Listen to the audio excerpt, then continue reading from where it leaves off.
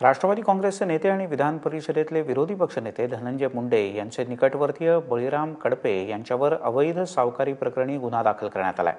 काही दिवसांपूर्वीच कडपे यांच्या घरावर सहाय्यक निबंधक कार्यालयाच्या पथकाने छापा टाकला होता। सहाय्यक निबंधक कार्यालयाच्या पथकाने जालना जिल्ह्यातल्या रायगव्हाण आणि आष्टी या दोन ठिकाणी एकूण कारवाई केली। तीन पथकांनी मिळून ही कारवाई केली। यामध्ये 19 खरेदी खतं, 19 सातबारे, 10 इतर दस्तऐवज, 2 मुद्रांक शुल्क पेपर असे जवळपास 50 कागदपत्र जप्त करण्यात आली होती। बाळाराम कडपे यांच्या पत्नी विमल कडपे या जालना जिल्हा परिषदेच्या माजी अध्यक्ष आहेत। 1997-98 या काळात त्यांनी जिल्हा परिषदेच्या अध्यक्ष म्हणून 1 वर्ष काम पाहिलं। बळीराम कडपे हे धनंजय मुंडे यांचे चुलत भाऊ अजय मुंडे यांचे मेहुणे आहेत।